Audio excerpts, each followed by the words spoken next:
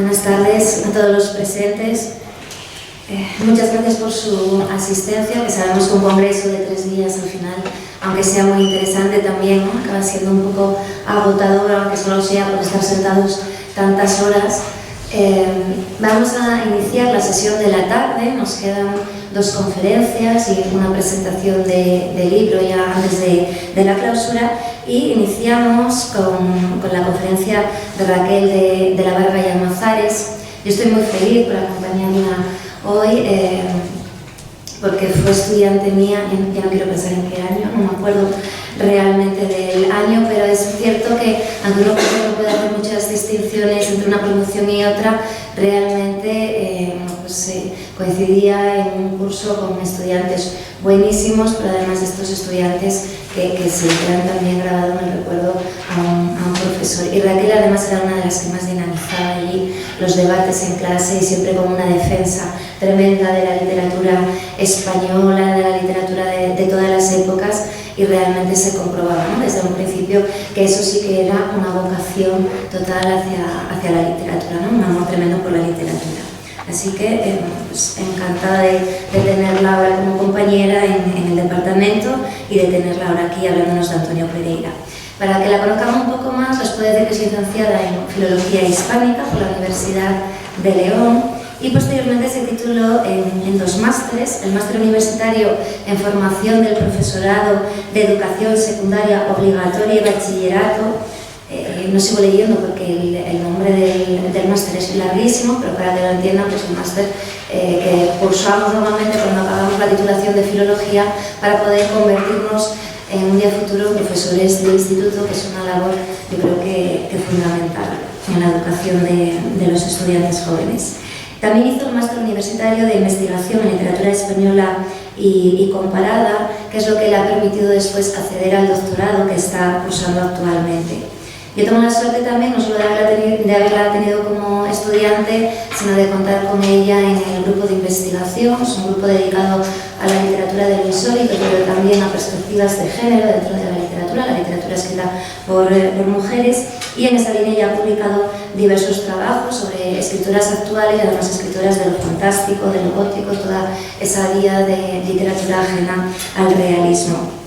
Al margen de ello, al margen de esos estudios, es una gran conocedora de la obra de Antonio Pereira, por eso figura no solo como conferenciante, sino como directora de este congreso, y la habrán podido escuchar en intervenciones variadas a lo largo de estos días. Ella tuvo, se me van los años, voy a leerlo, durante el curso 2017-18 tuvo una beca de la Fundación Antonio Pereira, precisamente para iniciar esa tesis. La disfrutó durante un año, y a partir de este año es becaria predoctoral también de la Universidad de León, por lo que tendrá, son los 3 años más para completar esa tesis dedicada a la cuentística de Antonio Pereira. Oficio de mirar, cartografías, ¿sabes el título? Cartografías afectivas. Oficio de mirar, cartografías afectivas en la cuentística de Antonio Pereira. Yo debería sabérmelo de memoria, me van a disculpar, pero me parece un título bonito porque además representa mucho lo que va a hacer, ¿no? Análisis de la cuentística, pero intentando incorporar también perspectivas que todavía no hayan estado totalmente desarrolladas. Bueno, pues con esta presentación mínima, y diciendo que también trabaja en esa otra vertiente de lo insólito, que está en un proyecto que actualmente tenemos, el grupo de investigación de la universidad, dedicado a las estrategias y figuraciones de lo insólito, al análisis del monstruo, de lo monstruoso, la monstruosidad, como lo queramos decir, en la narrativa en español desde 1980 a la actualidad. Pues ya les dejo ahora para que nos hable de, más allá de decálogos, el pensamiento literario escondido en la ficción de Antonio Pereira. Como siempre, gracias Natalia, otra vez por la dirección, por permitirme impartir una conferencia plenaria. Como ustedes se podrán imaginar, paso muchas horas al día con Pereira, ¿no? Entonces, cuando a uno le gusta mucho leer, cuando les gusta mucho un libro, un autor, estamos deseosos de contarle a los demás todos esos descubrimientos. Entonces, para mí este congreso están siendo unos días felicísimos, y por eso creo que se me nota con mis comentarios, porque me van a disculpar, pero es que no puedo evitarlo, ¿no? Al tener aquí a tantos especialistas. ¿Se me oye? Sí. A la hora de pensar el tema de la conferencia, pues quería hablaros de algo que me pareciera muy bonito, ¿no? Aunque podía tratar otros temas que ya había tocado por la tesis. Y ninguno me parecía tan bonito como el de la metaficción o la metaliteratura. Creo que en estos días ha quedado claro que sobre estos rasgos que caracterizan la escritura de Pereira hay un claro consenso. A la capacidad de observación se le suma la de condensación, la sugerencia, la intensidad, por supuesto la brevedad. No hay duda de que Antonio Pereira es uno de los nombres clave de la creación de cuento español del siglo XX. En sus textos, el humor se hace compatible con la nostalgia, el localismo con el cosmopolitismo, el erotismo es al mismo tiempo impúdico y diocesano. La fuerza de la oralidad, el poder de las historias que se contaban de viva voz en el noroeste no se pierde en su reelaboración literaria. Realidad y ficción se mezclan explorando sus límites, siempre buscando el juego con el lector cómplice que tanto anhelaba Pereira. Pero estos rasgos, como decía, hay que sumarle uno más, que suele pasar más inadvertido, aunque estos días varios de los conferenciantes se han referido a él. Y no me estoy refiriendo a otro que a la metaficción de la que os hablaba. Técnica que, como ya todos ustedes sabrán, consiste, dicho de una forma abreviada y sencilla, en reflexionar dentro de la ficción sobre el acto mismo de la creación literaria y artística en líneas generales. Reflexionar sobre la literatura dentro de la literatura.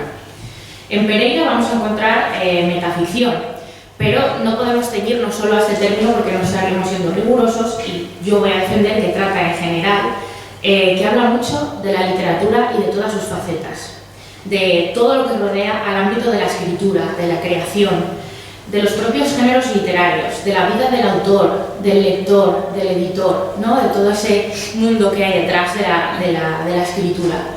Y en esos comentarios, en esa literatura de la que él habla, pues vamos a encontrar su ideología respecto a ciertas modas, ciertas costumbres y a su propia técnica literaria, ¿no? Él va a ser plenamente consciente.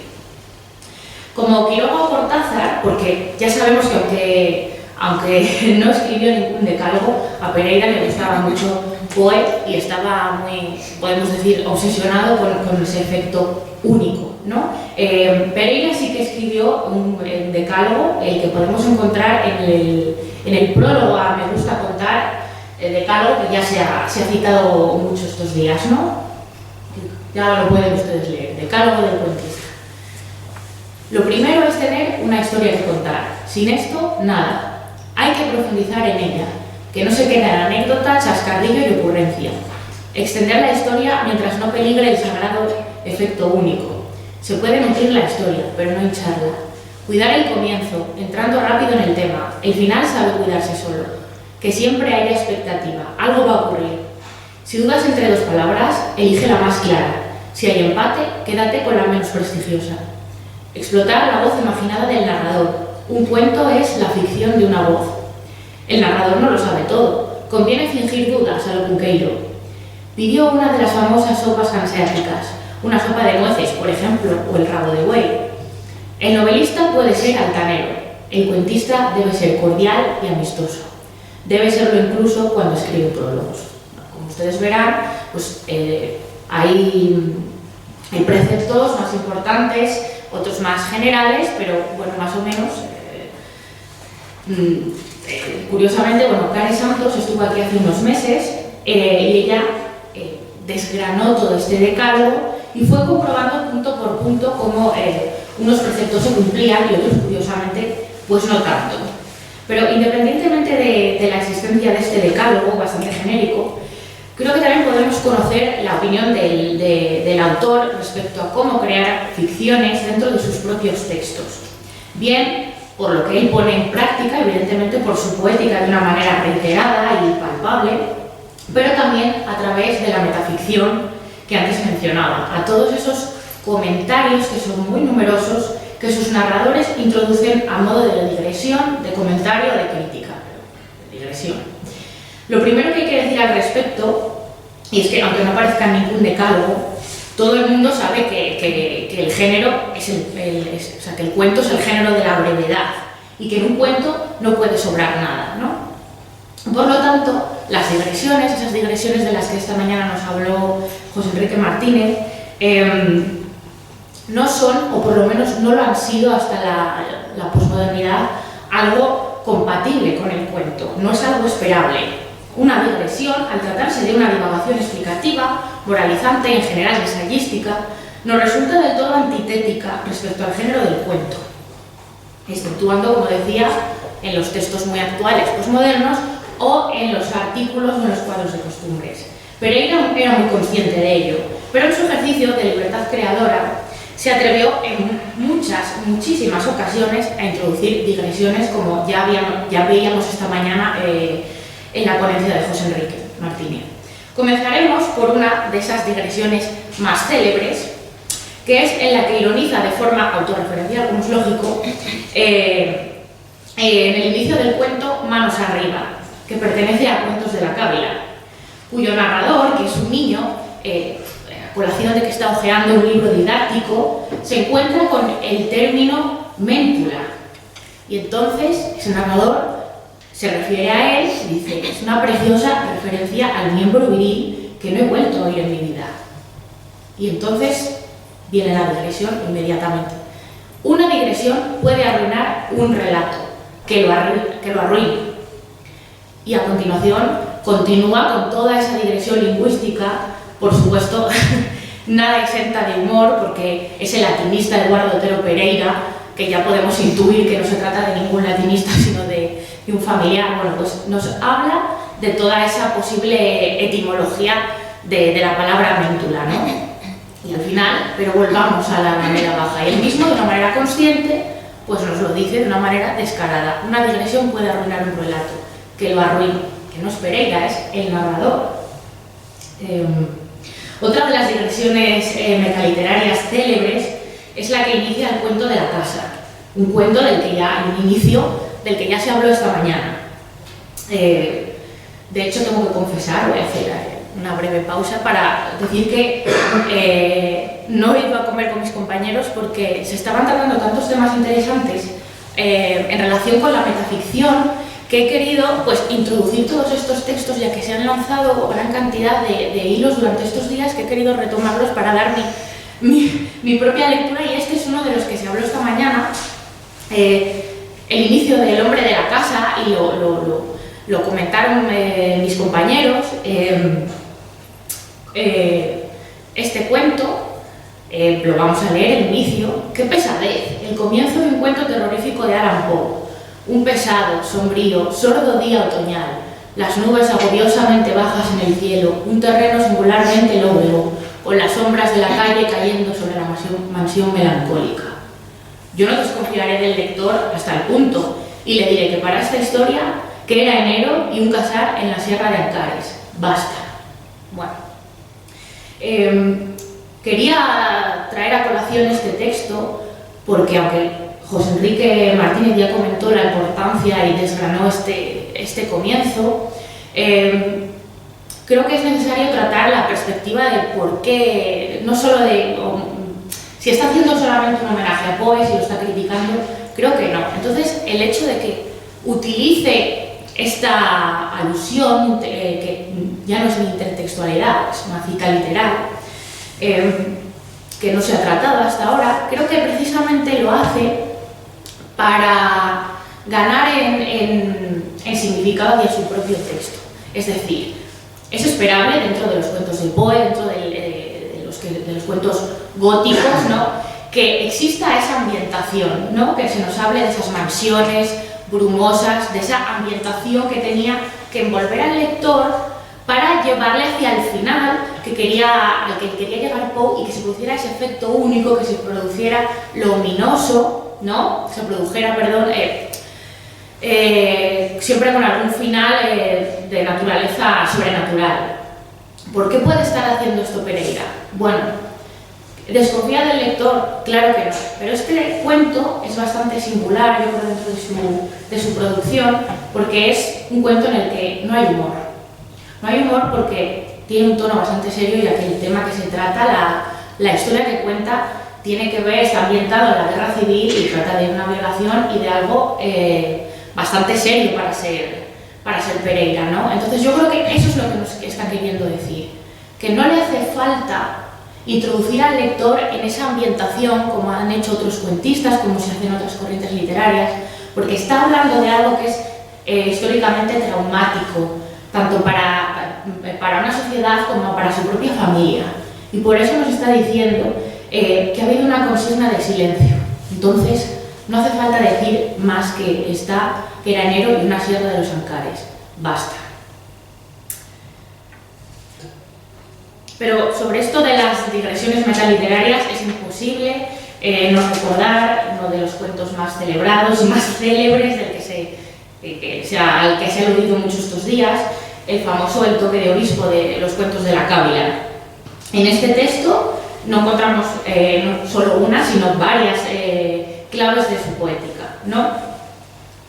Para quien no lo conozca, que creo que todo el mundo lo conocerá, pero recordamos ese viaje que está realizando, ese narrador que identificamos con el Pereira niño, con su padre, viajan en tren y entonces, ante la muchedumbre, bueno, el padre se anima y le decide invitar a su hijo a comer en el vagón restaurante. Todo esto nos cuenta ese narrador y entonces ocurre aquí la digresión tan ingeniosa y que nos cuenta tanto, ¿no? Qué cursilada lo del autor de mis días, es por no repetir tanto mi padre. Llama la atención encontrar, como en otros textos autobiográficos, una reflexión así, ¿no? Pereira no solo no arruina un relato con una digresión, como hemos visto, sino que además es capaz de darle vueltas al acto mismo de la creación literaria en lugares inesperados, en los inicios, en media res, en los finales y a veces hasta en los títulos. Otro de los cuentos de los que se ha hablado estos días y de cuyo inicio se habló esta mañana es Obdulia, un cuento cruel. Este texto, que tiene una indudable calidad técnica, que ya ha sido objeto de varios análisis de diferente corte, como el pragmático, el retórico, bueno, es a nivel temático una de las historias más claroscuras de Pereira. El día que se abrió el congreso, la profesora Ángeles Encinar señaló, ¿no?, su lectura de no, ella decía algo así como, bueno, no entiendo por qué Pereira ha querido llamar a este cuento cruel.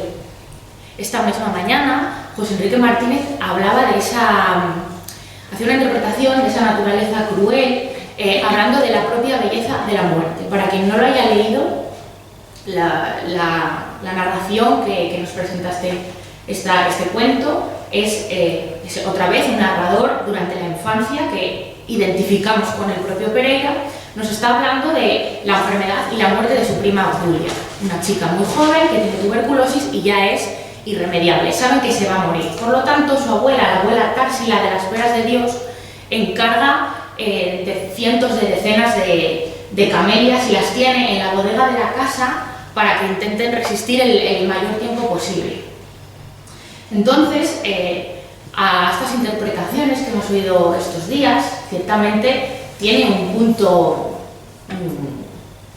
humorístico el texto, puesto que la abuela Társila parece que llega un momento en que quiere que su nieta se muera, porque las camelias están empezando a marchitarse, ¿no? Entonces, en cierta manera es curioso. Está también ese punto de la crueldad, de que ese personaje es una chica joven y en ello hay cierta belleza, como se comentaba esta mañana, ¿no? Pero yo creo que cuando Pereira utiliza el adjetivo cruel y lo sitúa en el título, queriendo algo que es bastante significativo, ya decir que es un cuento cruel, que por cierto dijo que era su hijo favorito, su cuento favorito, algo que no me extraña porque tiene una dificultad técnica muy elevada.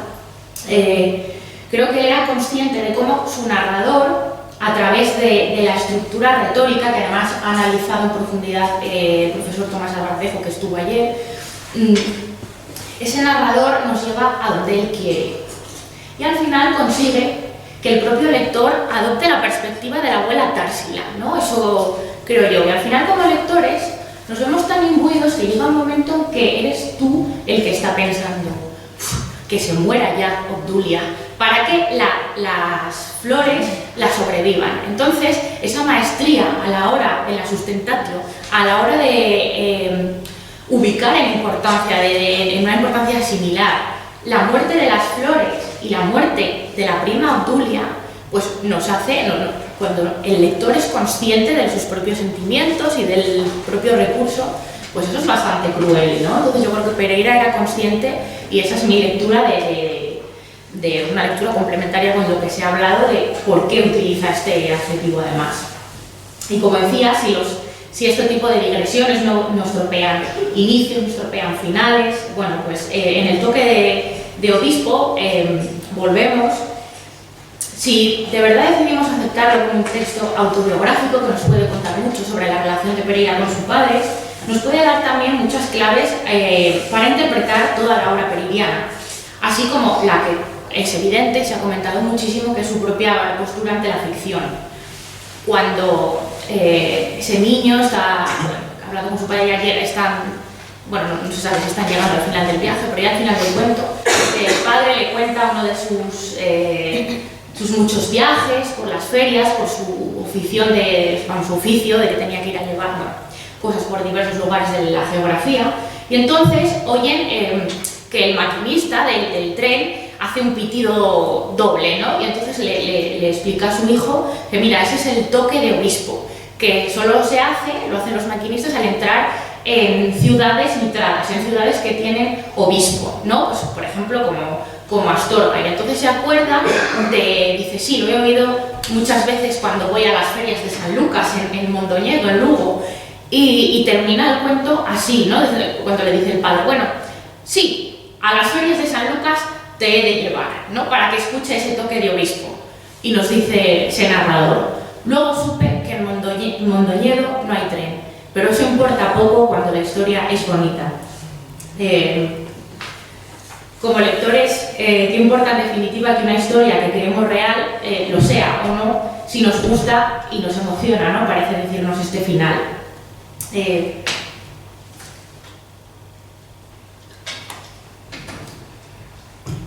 Y el siguiente texto, que podríamos considerar microrelato o ficción hiperbreve, titulado 64 caballos, del que pues, me parece un texto precioso. Me extraña que nadie lo haya mencionado, bueno, es que hay tantos textos que mencionar, pues es uno que reitera esto de lo que estamos hablando y que añade una nueva reflexión para los lectores, pero lo vamos a leer con calma. Los Pereira, o Pereira, que salen en las enciclopedias heráldicas, se nos hacen algo molestos a quienes somos sus parientes de la rama pobre, y es por lo tacaños y esa manera que tienen de saludar, como si diesen los buenos días desde encima de la montura. Ellos descienden derechamente de don Gonzalo Pereira, pero poco se parecen al antepasado dadivoso. Lo escribió Pedro de Bracelos, que teniendo el don Gonzalo 32 caballos, en un solo día regaló todos a distintas personas. La cosa huele a invención y adorno. Pero sigue la crónica con que ese mismo día los volvió a comprar don Gonzalo, aquellos 32 caballos, para así poder regalarlos a otras tantas personas de su estima. Y entonces el caso se hace creíble, porque a los escuchadores de historias nos resulta más fácil aceptar lo enorme que lo mediano. Los microrelatos de Pereira contienen todos en su brevísima extensión todas las claves de su narrativa, como este, en el que podemos ver el falso autobiografismo, autoficción, el humor y además de grandes dosis de metaficción. Bueno, yo creo que es evidente que alguien que ha escrito esto, por lo menos para quien haya leído bastante a Pereira, es evidente la retranca que tenía. Me van a perdonar que lo diga así, pero es que yo he llegado, a reírme, pero a carcajadas de este texto, porque es que lo primero que nos cuenta, que está ya dando por hecho que es Pereira directamente y no una voz narrativa que nos lo cuenta, ya jugando con esa propia biografía, se supone que está buscando el origen de su familia en unas enciclopedias y que hay una rama pobre y una rama rica, cosa que evidentemente es ficción. A los que llama tacaños, también se inventa directamente a este Gonzalo Pereira, ¿no? Que para él sí que es un ser elogiable y que sin embargo la otra rama, la de los ricos, no se parecen en nada a él. Y aquí nos introduce además a un personaje histórico real, al cronista del siglo XIV, Pedro de Braceros, ¿no? O sea, nos lo ubica en una crónica que existe, en una crónica portuguesa. Y recrea esa historia que evidentemente también pues tendríamos o deberíamos interpretar como algo ficticio, ¿no? Que este antepasado suyo fue capaz de regalar 32 caballos y comprárselos a esas personas regaladas en el mismo día para regalárselos a otras personas para poder así dar una sensación de magnanimidad, ¿no? Bueno, lo importante es evidentemente lo que está el cierre de este cuento, que por cierto, aquí se refiere a los lectores como a los escuchadores de historias, pero en otra versión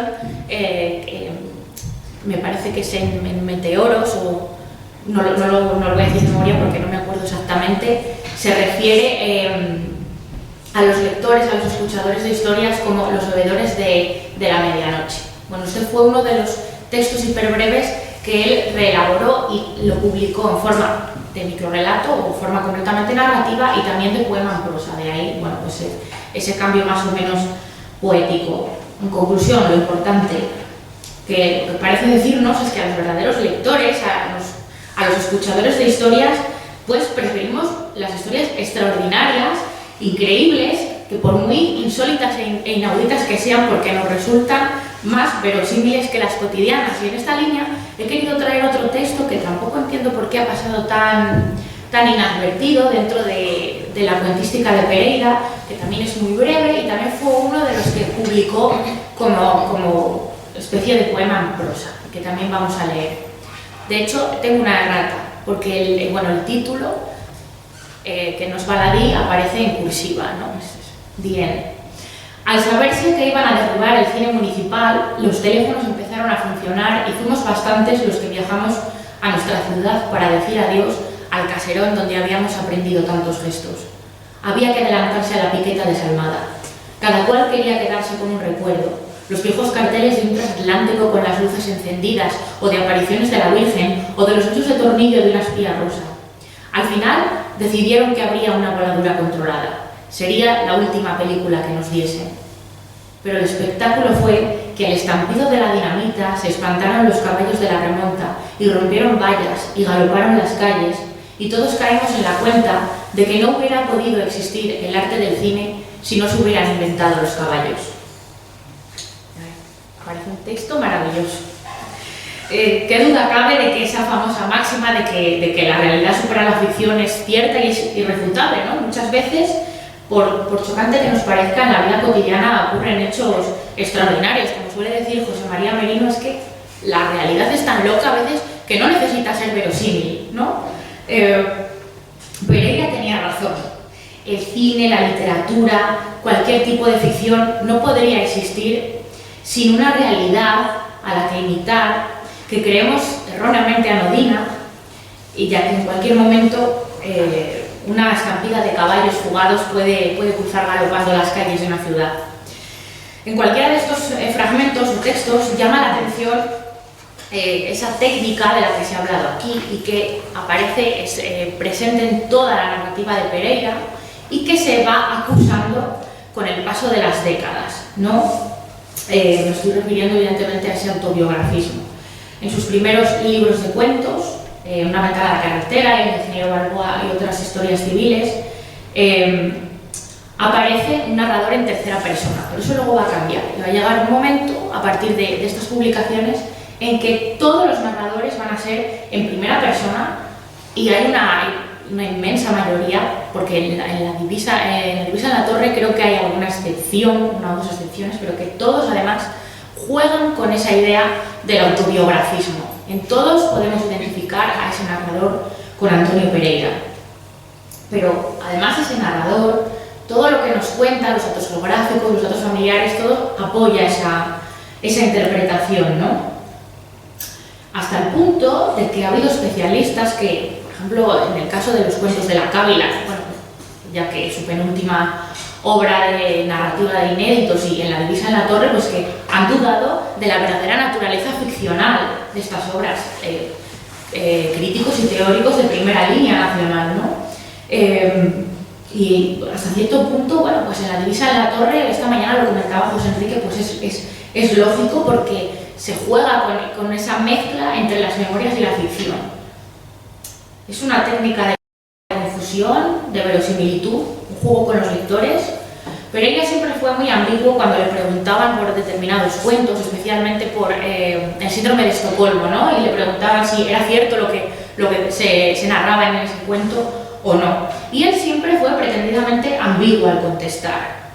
Él siempre dejó bien claro que, bueno, era el lector el que debía interpretar lo que quisiera, pero también creo que él llega un momento en que deja bien claro en sus propios textos cómo se deben interpretar. Entonces yo ahora sí que le voy a llevar en parte la contraria a José Enrique, me da pena que no esté aquí, porque él habló de La divisa en la torre, que fue el último libro de narraciones inéditas que publicó Pereira en vida en 2007. Es cierto que siempre parte de la anécdota, que están en primera persona, que son anécdotas protagonizadas por nombres propios del conocimiento colectivo, ¿no? Tanto de la ciudad, pues, de escritores, pues, de Kremer, de Colinas, de Filemón de la Cuesta, y de otros escritores, editores, incluso políticos de fama nacional e internacional. Entonces eso evidentemente nos lleva a ver un correlato con la realidad, porque son anécdotas perfectamente posibles, ¿no? Sin embargo, su reelaboración literaria pues los convierte en cuentos. Si los analizamos, vemos que técnicamente son cuentos. Por lo tanto, yo creo que deberíamos releer esta obra, que está como un poco olvidada, no se ha estudiado mucho desde el punto de vista pues, de la investigación, de los críticos, y creo que esto tiene mucho que ver, ¿no? Que el verlo como una obra menos ficcional y más memorística ha hecho perder ese interés. Ayer ya lo señalaba Carmen Morán, pero no se pudo detener más, aunque lo estuvimos hablando fuera, que para ella era clave. Lo había releído con mucha atención y se había dado cuenta de que en esos textos aparecen no las claves autobiográficas de Pereira, sino las claves para interpretar también toda su obra anterior. El texto que ella comentó, el de Pastoral, pues ya lo veíamos con ese obispo. Los obispos, pues parece que le gustaban mucho a Pereira, ¿no? Pero a través de él podemos ver ese carácter que se ve en otros cuentos de esos seres a los que caracteriza como increíblemente humanos y unos buenos hombres, ¿no? Se ha hablado del cuento que da nombre al volumen, La divisa en la torre, pero hay otro cuento que es el que yo quiero traer a colación para defender esta postura de que debemos leerlos como ficción o no, o intentar leerlos como cuentos, que es el titulado El secreto del cisne.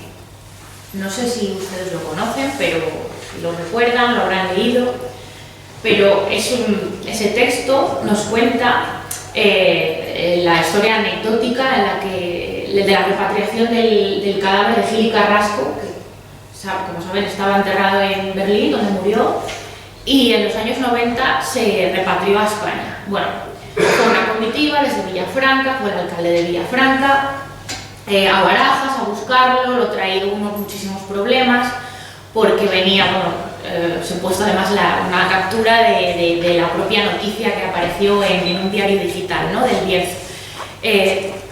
Bueno, corrieron infinidad de bulos sobre ese viaje, ¿no? De cómo cuando por fin llegó el cadáver, porque hubo muchos problemas diplomáticos, pues lo fueron paseando por todo Madrid, porque al alcalde se le antojó ir a comer un lechazo que estaba buenísimo, que cuando volvían a Villafranca, para no llegar de noche, que eso ya no tenía ninguna pompa, pues querían esperar al día siguiente, ¿no? Y entonces decidieron dormir en un establecimiento pues como un poco de dudosa moralidad. Y bueno, lo leemos, además tiene un episodio muy fantástico, que leemos de una manera completamente natural, en el que a Pereira que va en esta comitiva se le aparece el fantasma de Gil y Carrasco, a quien nunca se nombra en el cuento. Sin embargo, ese fantasma le está hablando de su vida por Europa, en Alemania, y le recita unos versos de ese poema, El secreto del cisne, y ahí pues, Pereira hace lo mismo que hace con muchos cuentos en los que no hay una toponimia real. Da igual, porque ya sabemos quién es, además sabemos que admiraba muchísimo a Gil y Carrasco. Bueno, yo he de reconocer que después de leer este cuento fui rápidamente a buscar en la hemeroteca a ver si esta historia era real, y lo que descubrí pues era que Pereira no había estado en esa comitiva, pero me pareció, me lo había creído. Fui una lectora muy inocente en ese sentido, ¿no? El de Roland. Bueno, lo importante es que fui muy inocente, muy ingenua, pero además muy poco atenta, porque el propio narrador nos está dando las claves de la lectura, que si no nos fijamos mucho nos pueden pasar desapercibidas, pero nos lo dice de una manera explícita. Ya lo están viendo en la pantalla, el inicio de este relato. Nunca habías viajado en un coche de representación, aunque más te habría gustado, escríbelo, ¿no? Sí, es el inicio. Al final del texto nos lo vuelve a dejar claro, ¿no?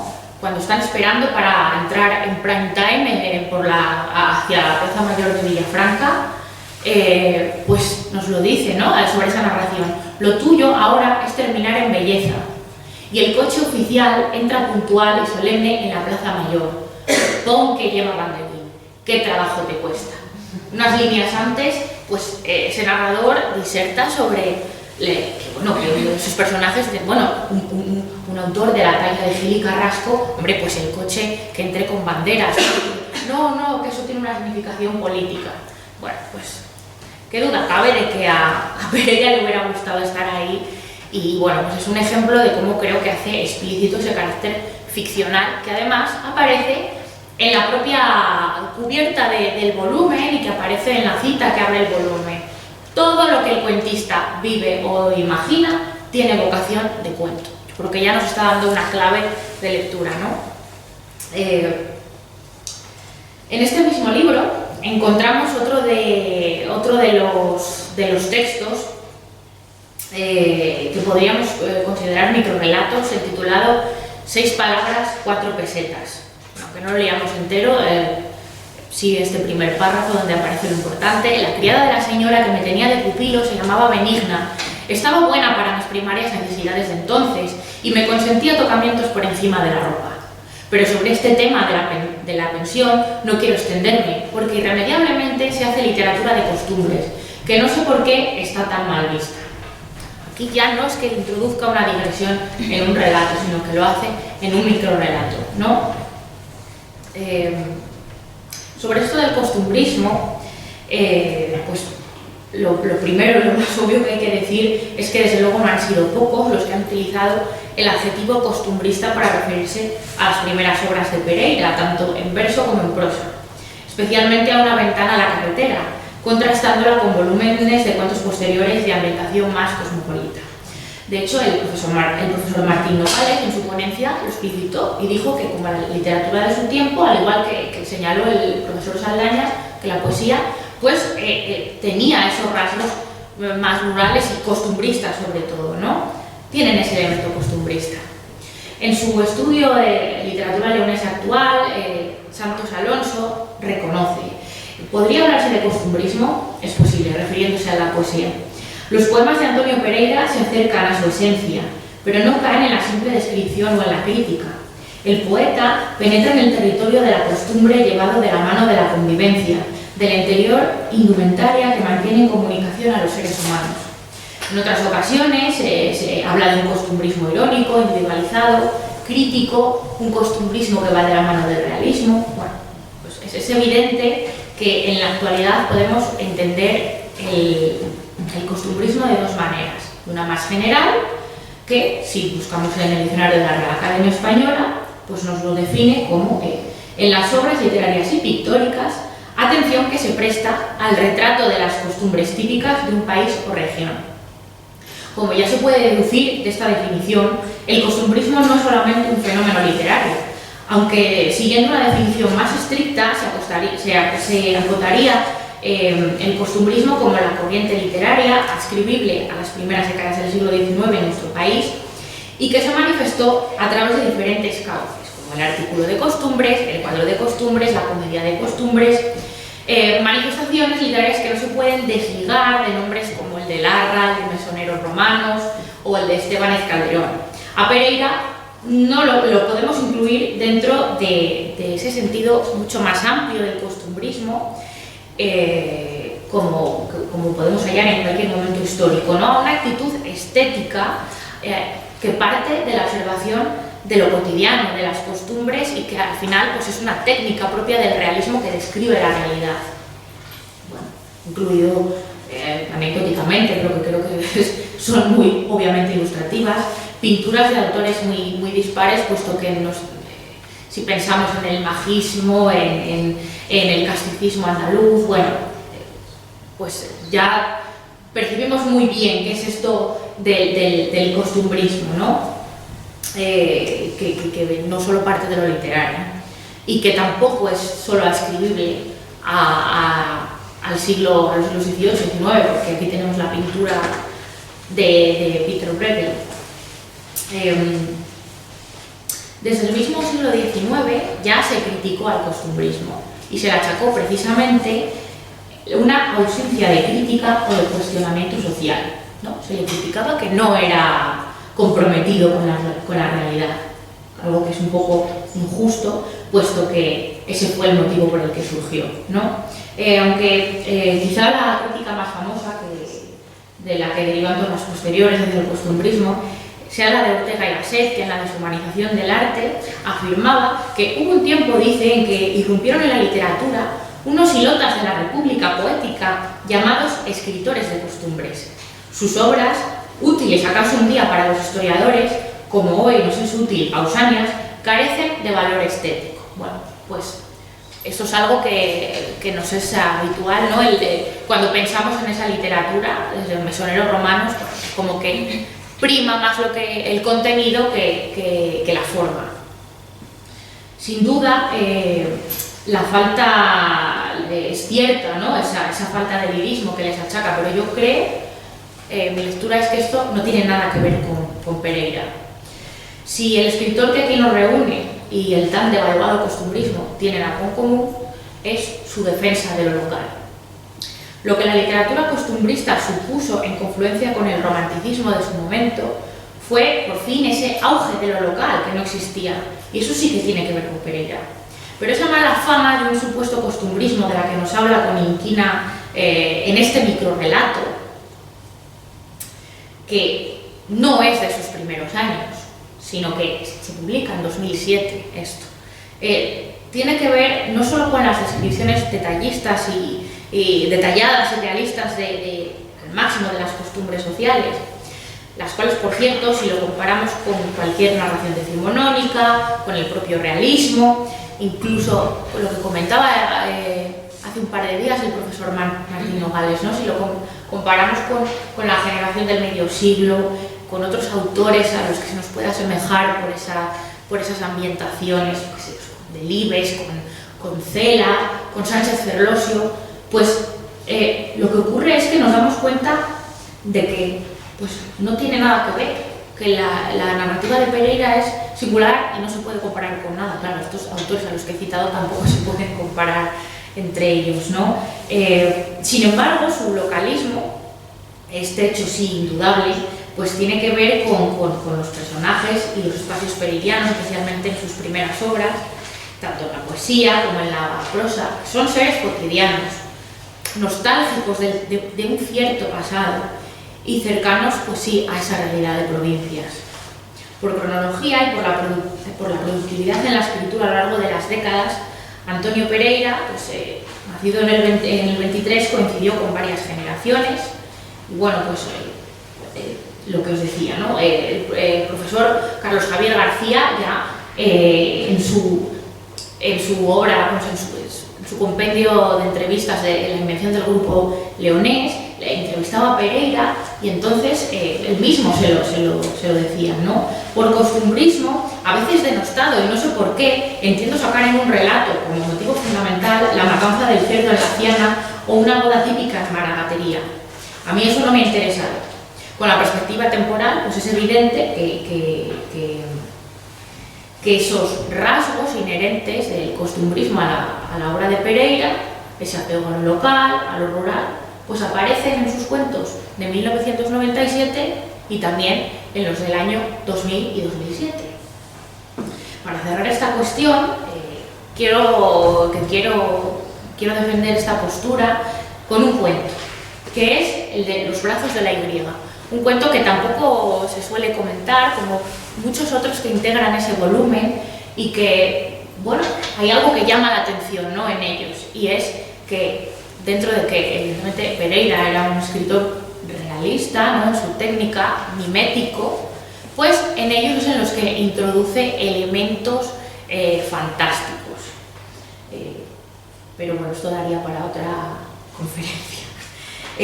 Como os decía, Los brazos de la Y, no sé si recuerdan la historia, pero en él el narrador, también, bueno, no tan identificable con Pereira, y sí, viaja a Nepal, llega a Katmandú y nos describe además con todo lujo de detalle esa realidad tan exótica para un ciudadano del Bierzo, ¿no? Esos aromas, esos colores. Bueno, pues Pereira se recrea mucho en ese exotismo, en ese cuento, para dejarnos clara esa diferencia, ¿no?, geográfica.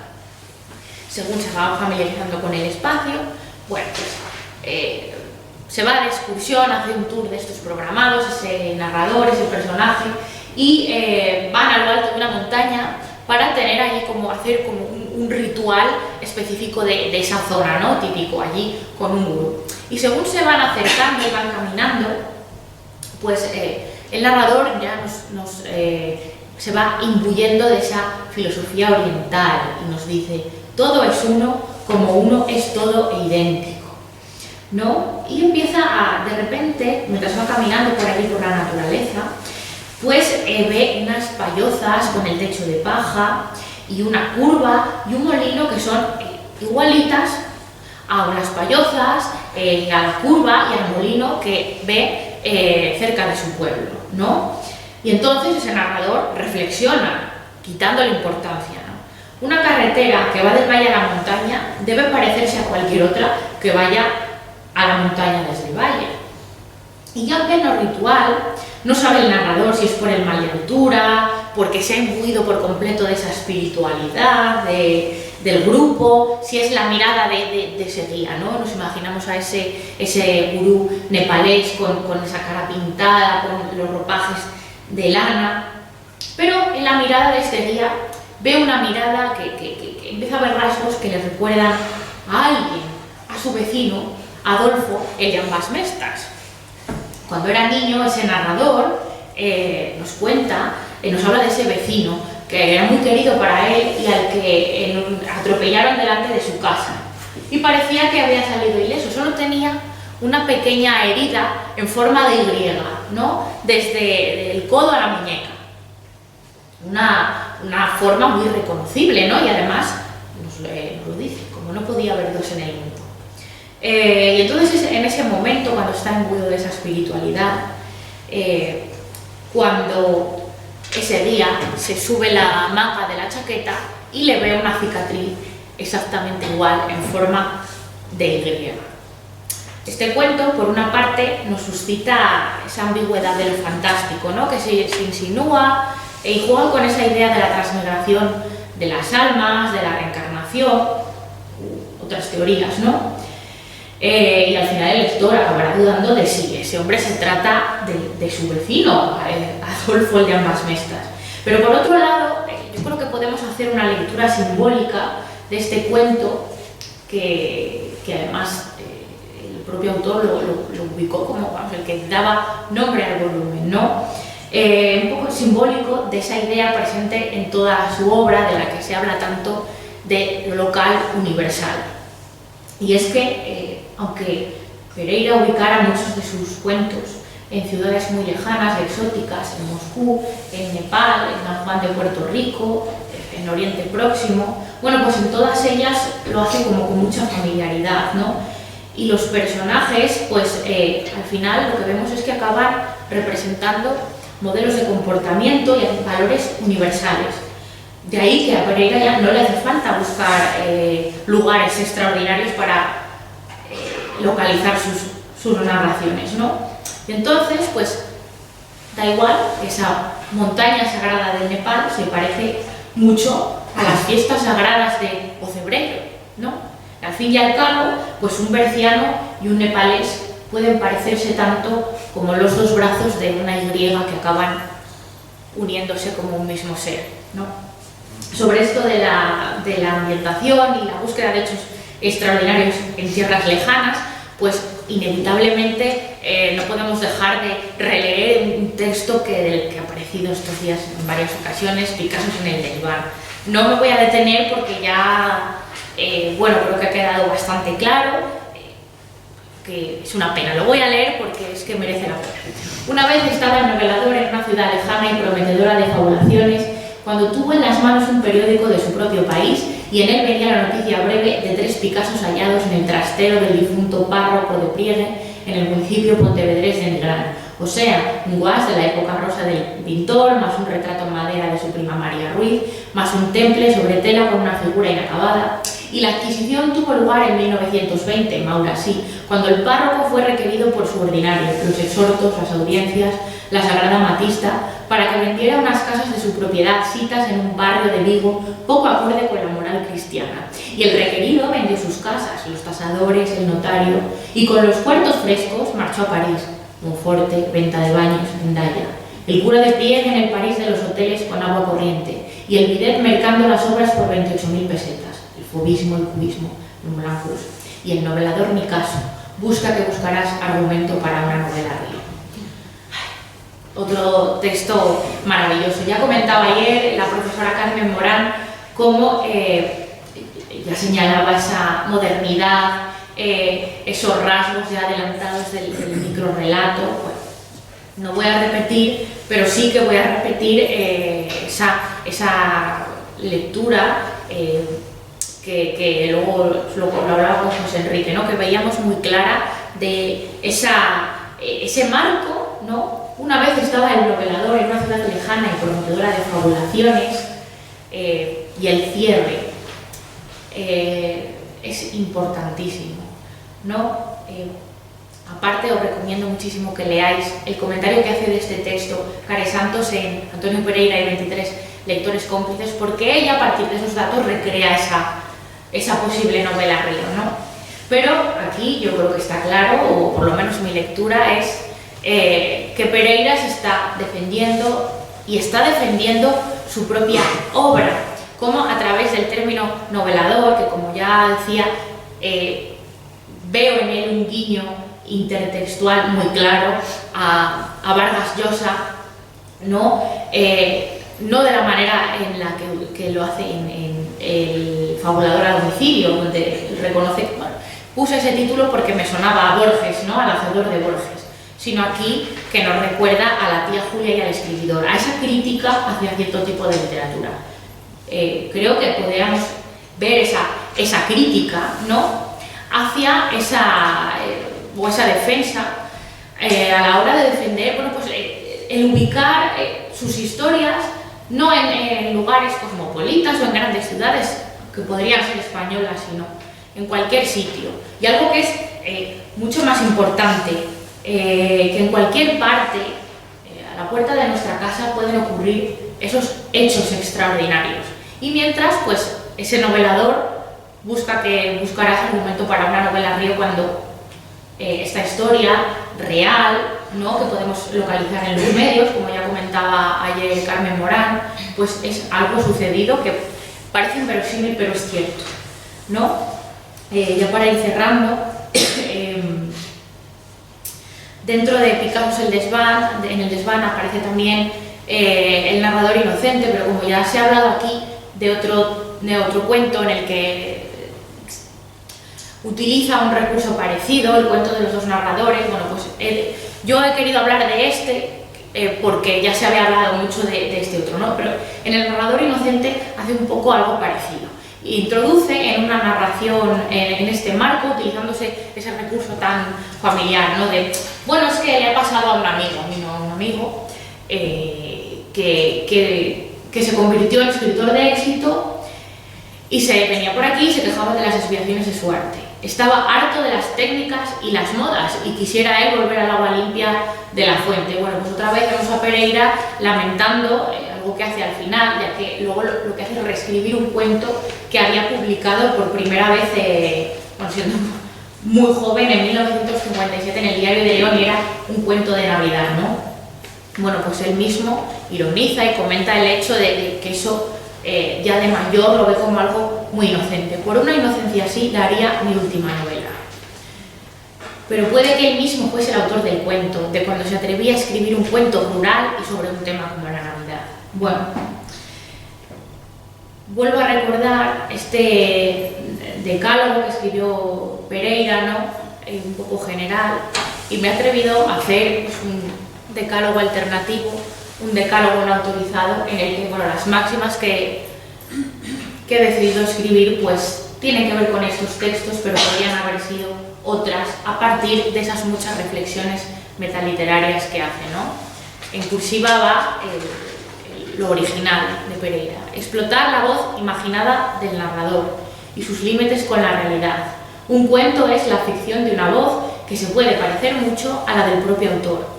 Este último está en todo su derecho de engañar y de jugar con el lector. Que lo narrado no sea real y verídico importa poco si la historia es bonita. Extender la historia mientras no peligre el sagrado efecto único, aunque la brevedad y la intensidad en el cuento pueden ser compatibles con las digresiones lingüísticas o literarias. La realidad es aún más inverosímil e incluso previa a la ficción. Los hechos y los seres más extraordinarios se encuentran a nuestro alrededor, y no solo en países lejanos y exóticos. En cualquier parte hay algo susceptible de convertirse en materia literaria. Escribe sobre lo que quieras y como quieras, aunque te tachen de costumbrista. Los lectores cómplices o bebedores del amanecer prefieren lo improbable y sorprendente antes que lo creíble y real. Un ciudadano de Nepal se puede parecer mucho a uno de ambas mestas y viceversa. Lo que consideramos local es en realidad universal. Ni el cuentista inocente ni el resabiado pueden huir de las técnicas ni de las modas literarias, pero sí ser cordial y amistoso con sus personajes hasta el final, sobre todo si se trata de Antonio Pereira. Muchas gracias por vuestra atención.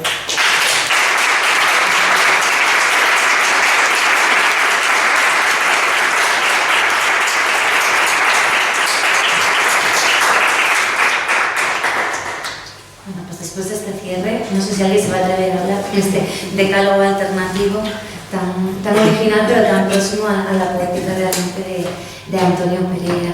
Tenemos unos minutos, por si alguien quería intervenir. Uy, vamos. Sergio, son una visión. Lo mío no es una pregunta, solo es darte la enhorabuena, porque mira que te he visto veces en congresos y nos vemos todos los días, pero yo creo que ha sido tu intervención más maravillosa de todas las que he visto. Me has contagiado tu entusiasmo por Antonio Pereira, que yo ya lo conocía, ¿no? El entusiasmo cambiario. Pero vamos, el tema me ha parecido fascinante y la manera en la que lo has plasmado es, vamos, una pasada, sí.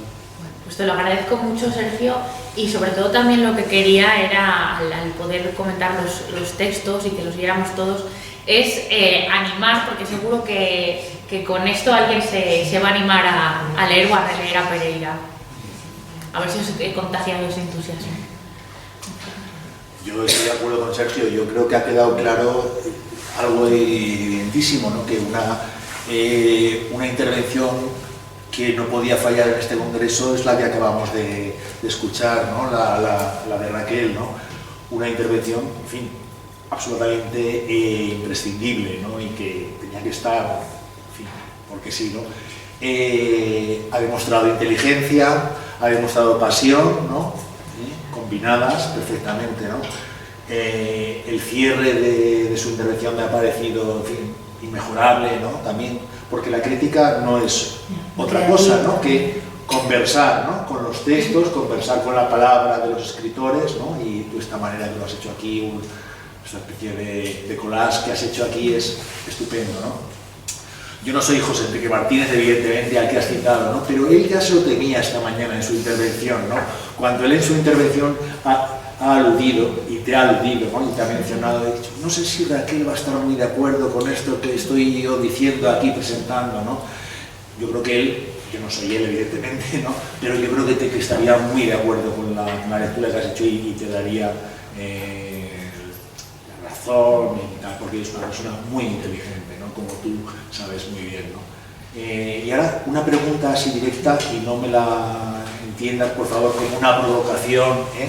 Pero a ver, tú, a un lector no habituado, ¿qué le contestarías a la pregunta ¿por qué tengo que leer a Antonio Pereira?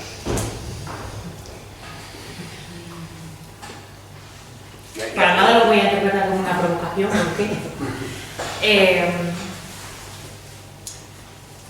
¿Por qué no? Claro. Independientemente de la procedencia de ese lector, independientemente de la edad, bueno, yo sí que reconozco que la complejidad técnica, especialmente de uno de sus cuentos, es muy alta. O sea, yo eso siempre lo defiendo públicamente y no me parece un autor al que recomendaría a la ligera. Sin embargo, pues cuando en alguna clase, en un taller con personas mayores, en los que he tenido la posibilidad de testear esas reacciones ante los textos, pues al final me he llevado sorpresas.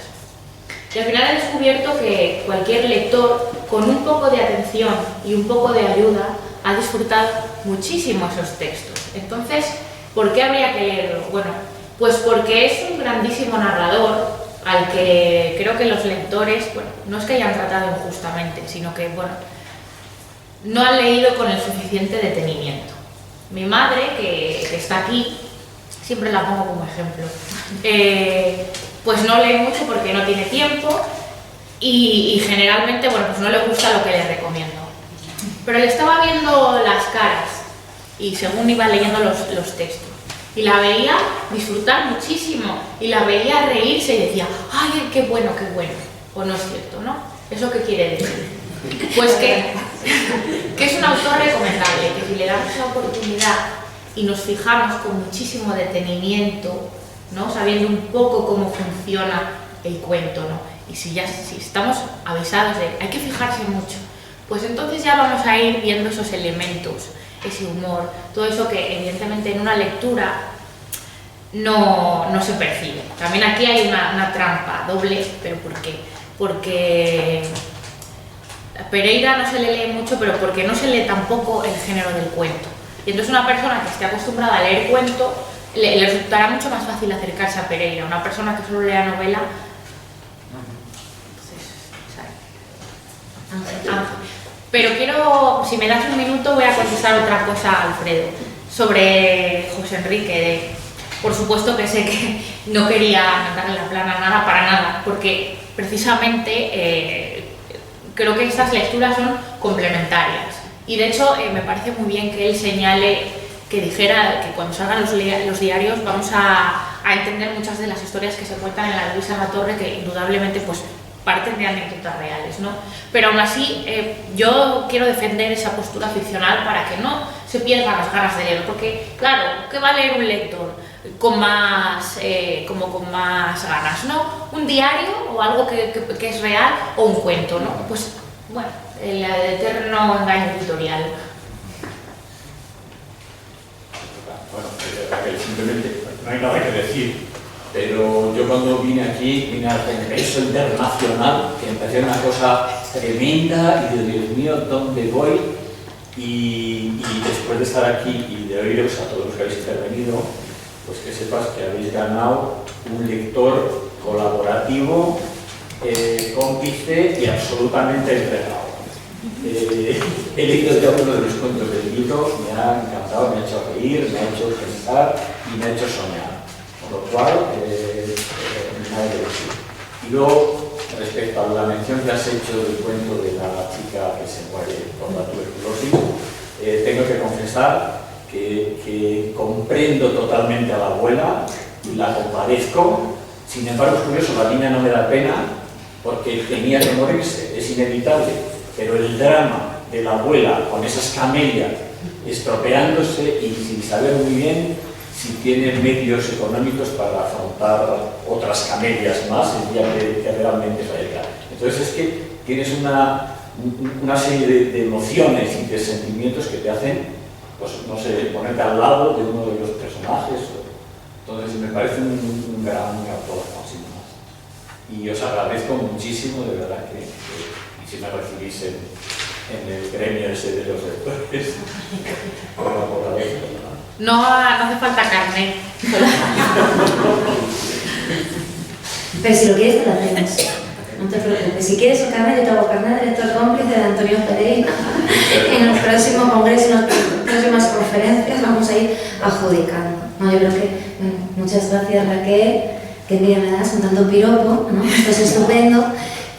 Y desde luego es la intención también un poco de este congreso, ¿no? Lo diremos en la clausura, pero el que se pueda disfrutar de un gran autor, que es cierto que puede parecer complejo, porque tú lo defiendes que es complejo, pero yo creo que es por la complejidad que puede tener el género del cuento cuando no estamos habituados a ese cuento, igual que la poesía, ¿no? Es hasta cierto punto más sencillo quizá entrar en una novela que en un poemario o que en un libro de cuentos. Pero bueno, también tiene, ¿no? El esfuerzo tiene su recompensa y a veces es mucho más gratificante el entrar en esos otros géneros pues no tan extendidos entre el público mayoritario.